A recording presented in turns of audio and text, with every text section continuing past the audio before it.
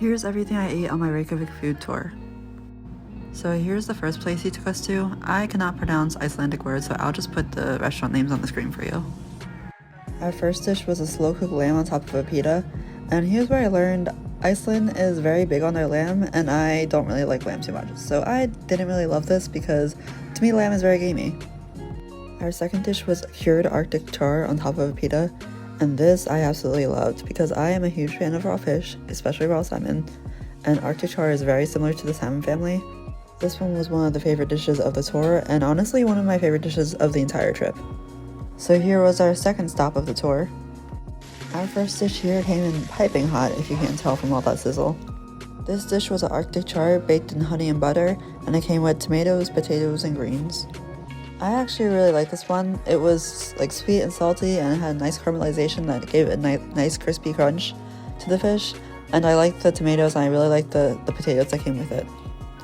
Next up we have pluckfiskur, and this was made with mashed potatoes, mashed in cod, and like onions, garlic, and other vegetables. And this was very reminiscent of like a shepherd's pie, where it's like a mashed potato pie kind of thing going on. And this was super comforting and like comfort food. It felt very homey, felt very warm, like a nice hug. This one we really liked. Like, just look at this cheese pool. Also, we tried this at a different restaurant and it wasn't as good, so I really recommend this one particularly.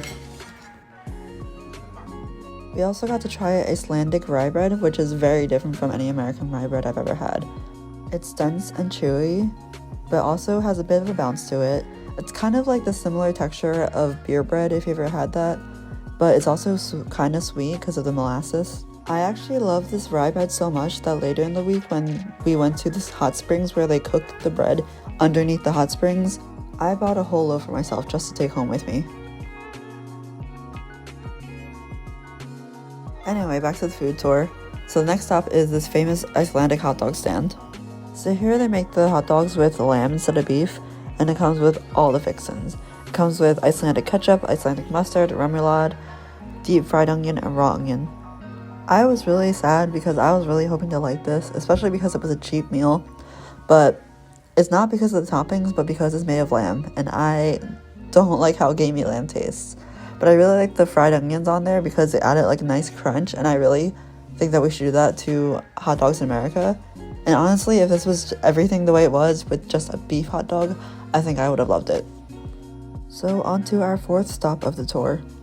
This one was my least favorite stop of the tour, but also the most traditional. So first we started off with a Christmas beer, and if you didn't know, mandarins are a Christmas fruit in Iceland. So this beer had a nice citrusy taste. So if you like beer and you like citrus, then you'll probably like this, but I actually hate beer, so I did not love it. Then he made us try something real traditional, a fermented shark. This one smelled worse than it tasted, and it smelled like not the freshest fish.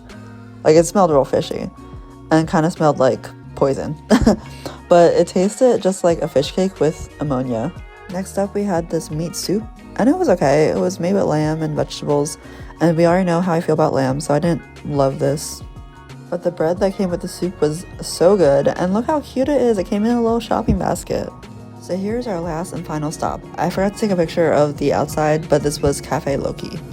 I really liked the vibes here, and it felt like a nice, cozy, homey cabin, and it had a really nice view of the church in Reykjavik. So here we had ice cream made from rye bread, and also came with a donut. We also got coffee and tea to accompany our dessert, and the tour guide was like, the best way to eat the donut is to dip it in your coffee. And I'm just like, okay, well, when you come to America, you gotta find out about Dunkin' Donuts. So the ice cream was basically just like cookies and cream, but a little less sweet, I guess you could say. And the donut was just okay. It was kind of stale tasting and a bit stodgy. And that's all I have for this food tour. So enjoy this painting of hell that was inside the cafe that was right next to the church.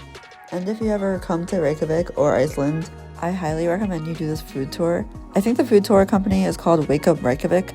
It was honestly a really great experience. I had a lot of fun. I got to learn a lot of culture, and it was genuinely some of the best food I had on my entire trip to Iceland. However, if you don't want to do the full food tour, the first two restaurants we went to was the best of the entire group in my personal opinion, so I highly recommend those.